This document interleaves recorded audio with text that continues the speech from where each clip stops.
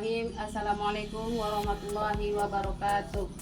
Perkenalkan, nama saya Sri Rahayu SPDI. Saya mengajar mata pelajaran pendidikan agama Islam di SMP Negeri 3 Bangko. Sekaligus sebagai mahasiswa dalam program TPG Transformatif tahun 2025. Program studi pendidikan agama Islam di FPTK UIN Syekh Muhammad Jamil Jabek Jabut Bukit Tinggi dengan nomor peserta 14093300735. Saya akan melaksanakan uji kerja di SMP Negeri 3 Bangko. Berikut video pembelajaran praktek saya. Selamat menyaksikan. Assalamualaikum. Waalaikumsalam.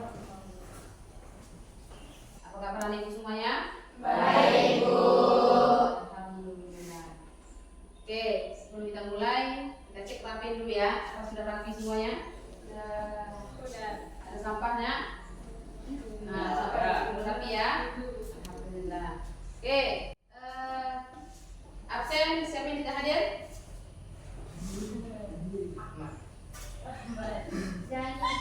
Jadi. Nah, apa lagi? Ahmad. Istri. Danu. Ya, baiklah, kelas mempersiapkan kelasnya. Semua siap. Baca doa mulai.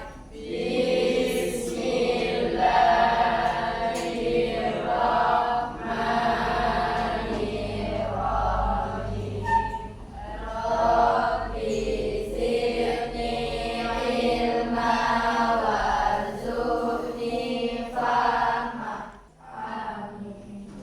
Sebelum kita mulai pelajaran, marilah kita sama-sama menyanyikan lagu wajib nasional, yaitu lagu Undang-Undang Pancasila. Kalian ibu silakan berdiri.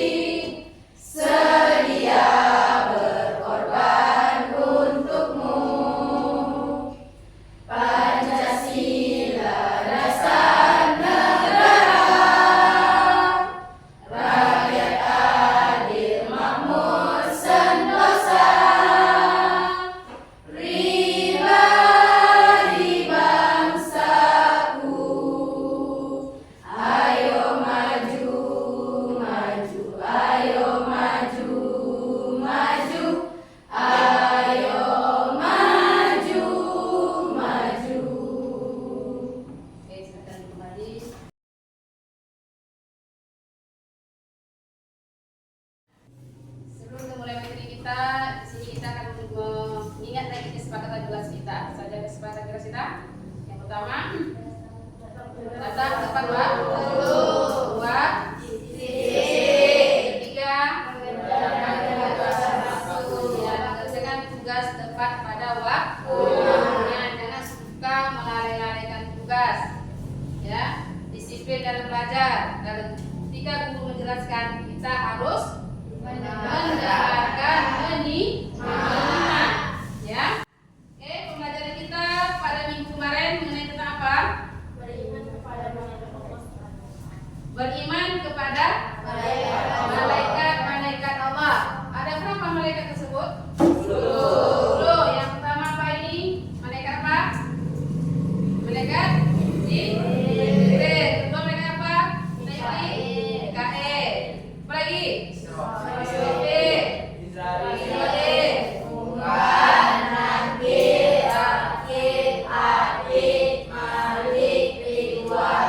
Apa tugasnya malaikat Ridwan? Apa arti dari iman? Percaya. Siapa yang tidak percaya? Allah Subhanahu wa Ta'ala, bahwa Dia telah menciptakan malaikat yang harus kita yakini. Ya. Oke. Kita akan memulai pelajaran kita, yaitu tentang rukhsah dalam beribadah. Ya. Sebelum kita lanjut, apa itu rukhsah? Rukhsah merupakan kemudahan atau keringanan yang diberikan oleh Allah Subhanahu wa taala. Ya, rukhsah adalah keringanan yang diberikan oleh Allah kepada umatnya. Ya. Mengetahui tujuan pembelajaran kita terlebih dahulu. Tujuan pembelajaran kita yang pertama yaitu menjelaskan makna dari rukhsah dalam ibadah dan yang lain dan ya. Kedua, Peserta didik dapat menjelaskan ketiga, peserta didik dapat menjelaskan berbagai ibadah salat, puasa, zakat, dan haji dengan baik dan benar. oke, ada 4 kategori dari rukhsah tersebut. Yang pertama yaitu tentang sholat, kedua tentang puasa, ketiga tentang zakat, keempat tentang haji. Ya, ini yang akan kita bahas nantinya. Ya, nanti kita akan mengadakan diskusi kelompok, itu bagi kelompoknya di kelompok. Ya, itu nanti kerja kelompok diskusinya, kamu harus kelompoknya harus kompak dalam mengerjakan tugas, ya. Terus nanti aktif, ya, dalam bekerja kelompoknya, ya. Nah, itu sama juga dengan seperti tadi disiplin dalam mengerjakan tugas, ya. Itu nanti ya yang nilai keaktifan kamu, kekompakan kamu, keseriusan kamu dalam menanggapi pembelajaran kita nanti, ya. Oke. Setelah itu, makna dari rukhsah.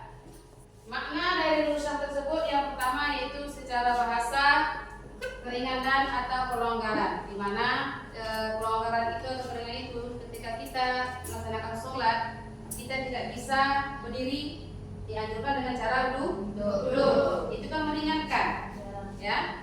Nah, terus secara bahan istilah perubahan hukum karena sebab tertentu, tujuan memberikan kemudahan dan keringanan, ya. Ada hukumnya tertentu, ya. Seperti berpuasa, orang yang tidak bisa berpuasa yaitu orang yang dalam perjalanan, musafir, ya kan.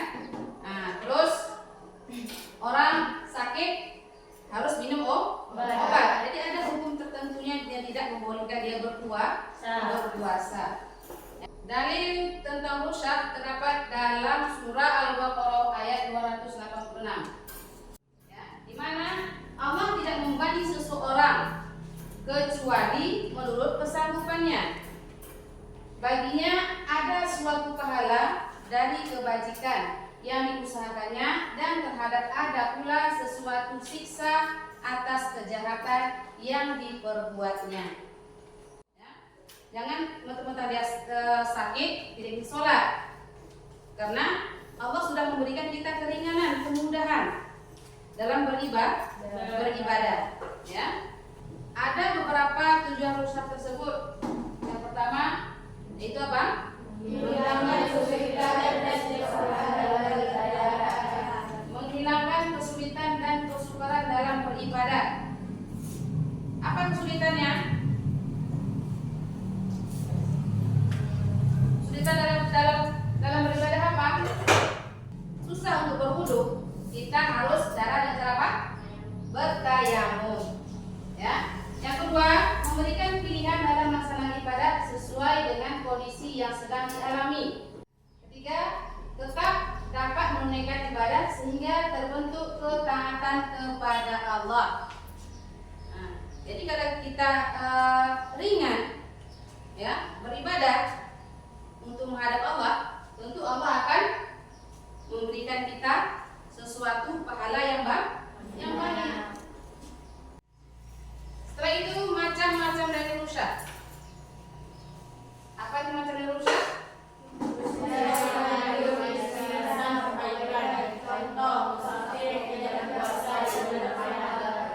Rukhsah yang mengandung istihsan, yaitu kebaikan. Ya, nah, ihsan itu artinya kebaikan. Contoh di sini, musafir yang tidak bisa berpuasa di bulan Ramadan, dia diberi keringanan, boleh tidak berpuasa. tetapi diganti di pada hari yang lain. Ya. Terus yang kedua, rusak yang menentukan hukum azimah. Contohnya ya. Terus rusak dalam sholat. Ini tadi rusak dalam sholat. Dalam perjalanan atau sakit, sholat dapat dilakukan dengan cara diringkas. Setelah itu rusak dalam zakat. Apa rusak dalam zakat? Yang pertama, zakat fitrah dapat dibayar dengan uang. Pembayaran zakat boleh diwakilkan. Boleh diwakilkan kepada orang yang kita percayai. Ya. Rusak dalam haji. Apa itu rusak dalam haji?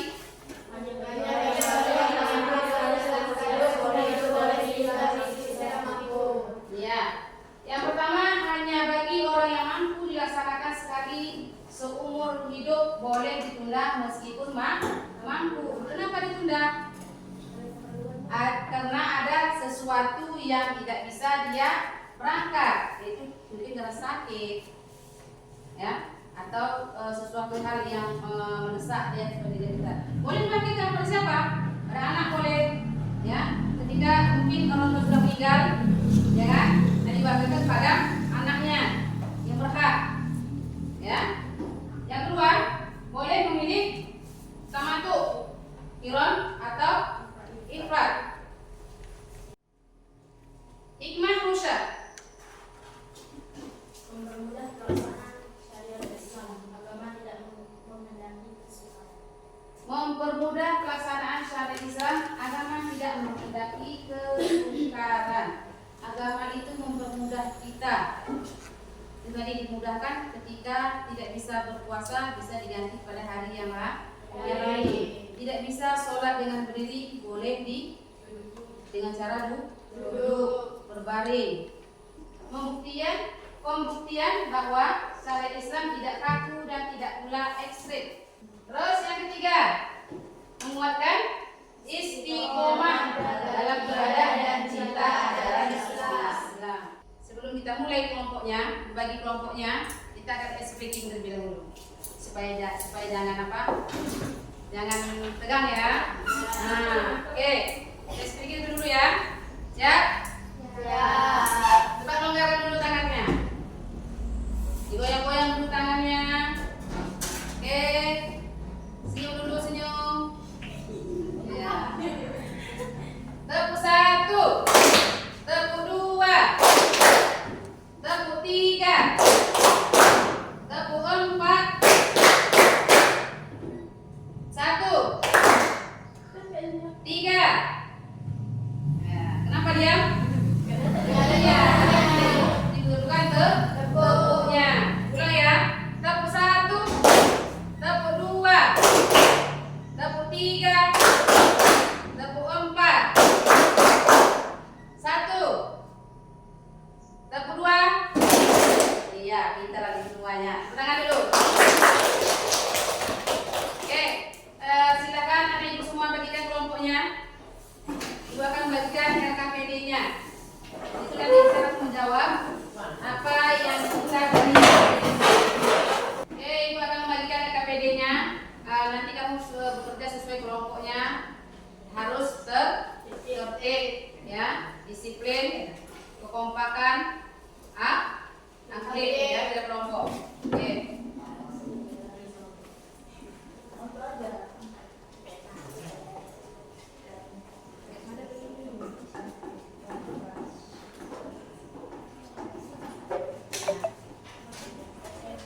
Silakan bekerja sesuai kelompoknya.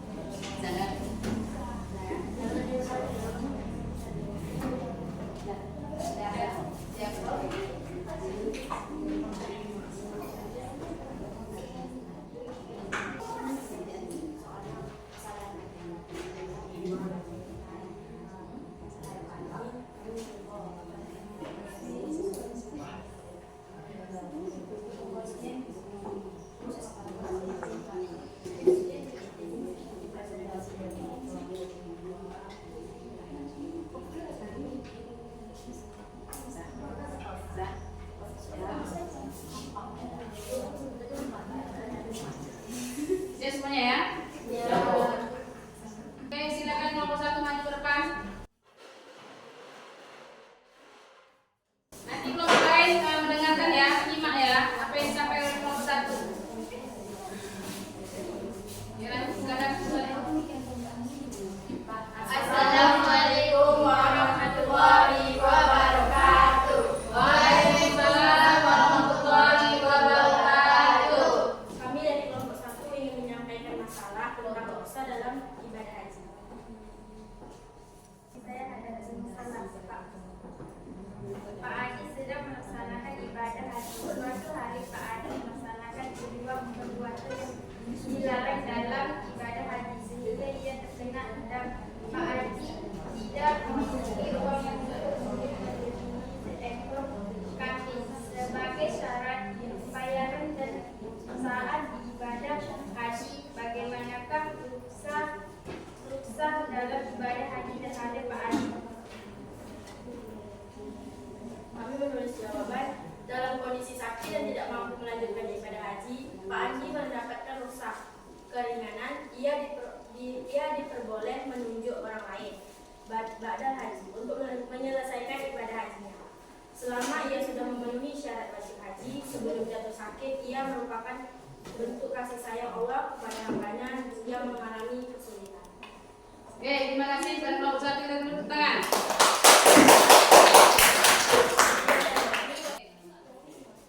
Kelompok 2.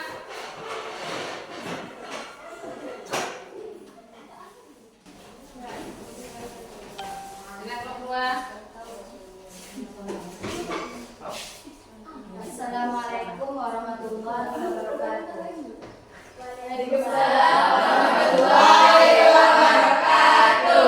Kami kelompok akan mempresentasikan tentang masalah membayar zakat. Masalahnya yaitu suatu hari Pak Budi berangkat ke luar negeri untuk menyelesaikan urusan bisnisnya dan pulang sehari sebelum Ramadan. Pak Budi lupa bahwa ia belum membayar zakat untuk dirinya beserta anak dan istrinya. Bagaimanakah cara Pak Budi membayar zakat?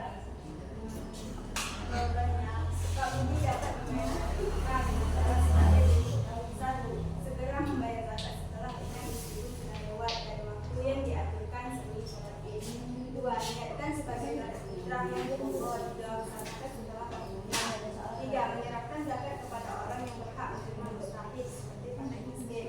Empat, jika memungkinkan memberi tahu alasan keterlambatan karena udzur syar'i, kelupaan dan perjalanan.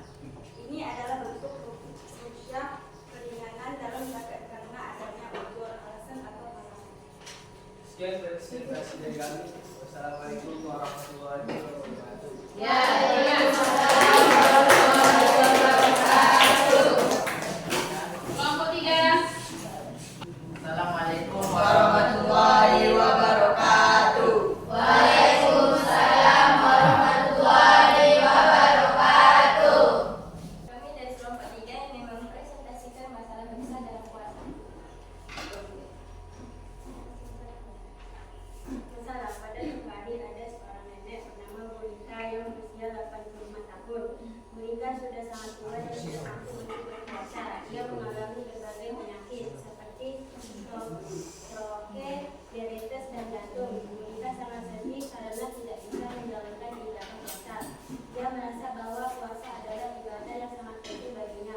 Bulika pun berkonsultasi dengan ulama atau ustadz. Ulama atau ustadz tersebut menjelaskan bahwa Bulika berhak mendapatkan ruksa puasa karena sudah lanjut usia. Bagaimanakah ruksa dalam berpuasa untuk Bulika? Jawaban, Bulika yang sudah berusia 85 tahun dan mengalami berbagai penyakit seperti stroke, diabetes, dan jantung, termasuk orang yang mendapat dosa atau keringanan dalam berpuasa. Dalam Islam, orang yang sudah tua dan sakit parah serta tidak mampu menjalankan puasa diberikan keringanan untuk tidak berpuasa. Sebagai gantinya, Bulika dapat membayar fidyah atau memberi makan orang miskin sebanyak 1 kali makan untuk setengah hari puasa yang ditinggalkan.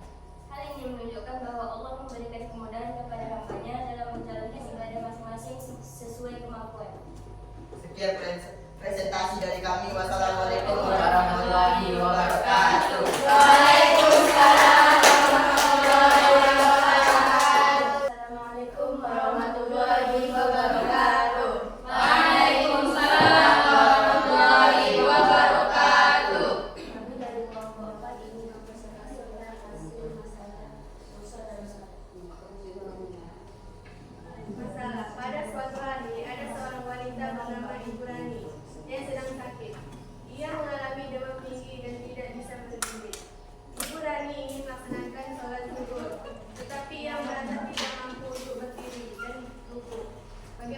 cara Ibu Rani melaksanakan sholat? Jawaban. Ibu Rani dapat melaksanakan sholat zuhur dengan cara duduk jika tidak mampu berdiri atau berbaring jika duduk pun tak mampu. Sekian presentasi dari kami. Wassalamualaikum warahmatullahi wabarakatuh.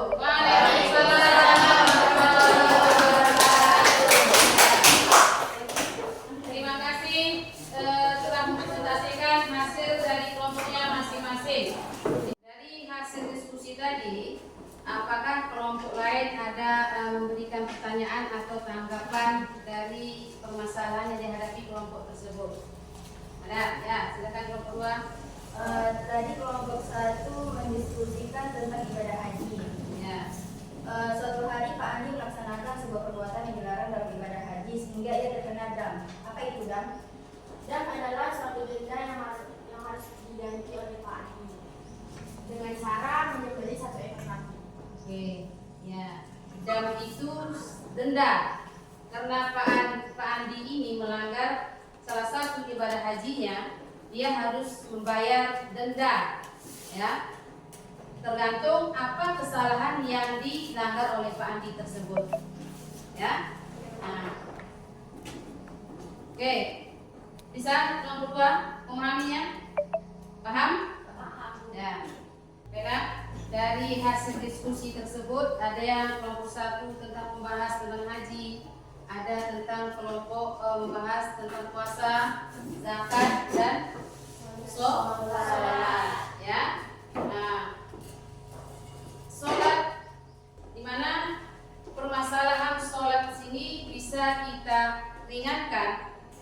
Seperti kita lihat yang kita jelaskan bersama tadi, ya, sholat itu tidak harus kita berdiri, ya, boleh dengan cara berbaring, duduk. Itu yang puasa. Puasa boleh digantikan pada hari yang lain, ya, karena ada sesuatu. Zakat itu boleh juga digantikan atau diwakilkan kepada orang yang kita percaya. Ya.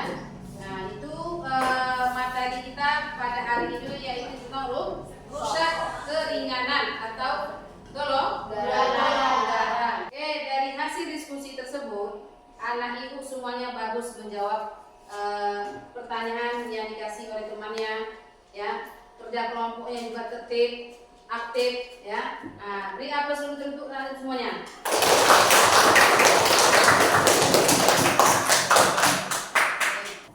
Semuanya kita akan mengadakan evaluasi dari hasil pembelajaran kita pada hari ini tentang rukhsah. Oke, bukan.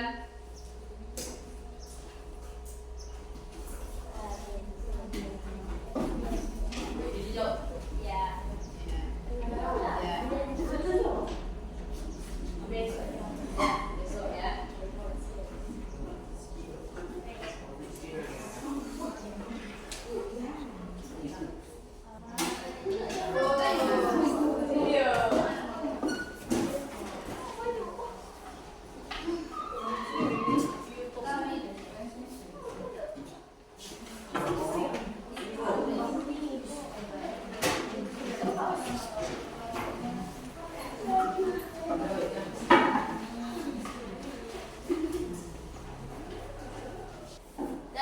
Selesai semuanya?